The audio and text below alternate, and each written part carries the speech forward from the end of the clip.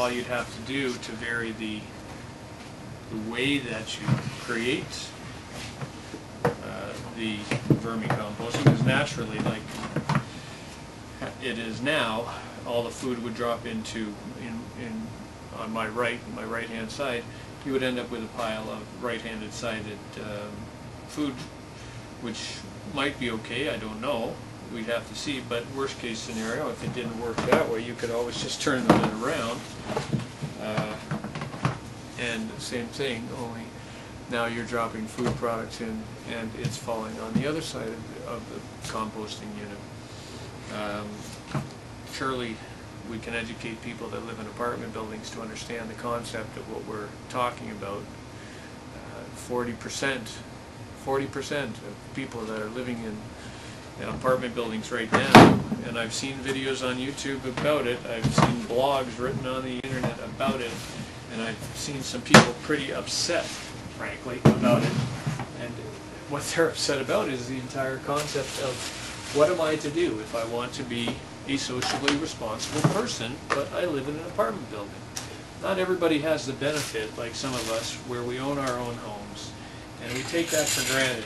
60% of us have the ability, essentially, to maybe participate in some capacity in vermicomposting, and that's assuming that the full 60% of us did.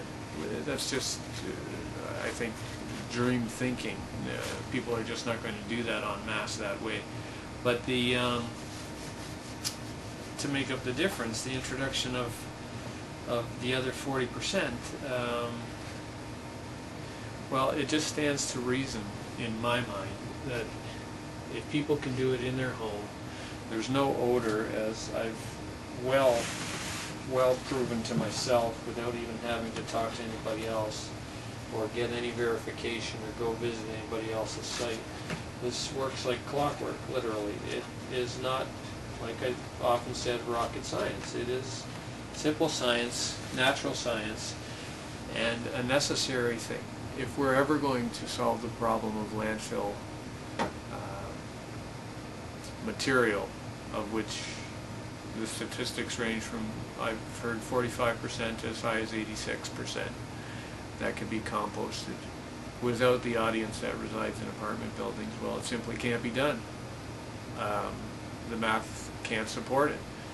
And if there's anything that I was particularly good at before I got involved in this, it was mathematical calculations, and there just isn't enough of it to go around.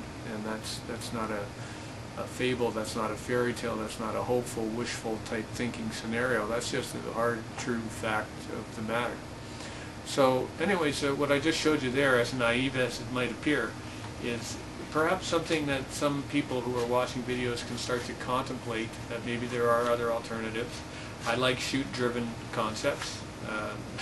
There's got to be a reason that an apartment building was built around the idea that a chute would go from the top to the bottom, and I think a great deal of that had to do with convenience. Well, no one has to get into and play around with worms when they're dealing with this if they can just drop something into the chute. And the worst case scenario is under the condominium fees, or even by hiring a small contractor for a small price, someone could come out and change the barrel, clean the bedding, do the thing that needs to be done, and the people would have the benefit of not having to worry about garbage, and in a lot of capacities the amount of garbage that they're literally throwing in the chute. And the municipality's idea of taking a bin, and anybody that's been near an apartment building, I'm not talking about those little bins that you see, I'm talking about the full-scale movable bins that have to be moved with a truck. They're talking about 1 week moving these things out to make way for traditional garbage, and then moving in an environmentally compostable type concept, and asking the people then on a certain day to dump that material into the chute all the way down for composting. That means they've got to keep the material in the house for an entire week. Food material, from meat products to dairy products to everything else. Now, we don't do that necessarily in vermicomposting, but surely they do in the municipalities.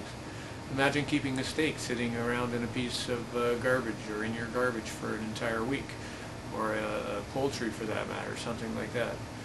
It's offensive. It's offending to a lot of people, and frankly, I find it intolerable that the municipalities can even think like that. Obviously, they're bureaucrats first, and perhaps thinkers second, because whoever came up with that idea was on a substance that probably was illegal, and shouldn't be in that job to begin with, because whatever their thought processes are, they're certainly not in line with reality. So our hope is that with something like that very naive thing I just showed you, maybe that's a start, maybe that's something that will lead to something else, that will lead to something else, that will lead to an ultimate solution.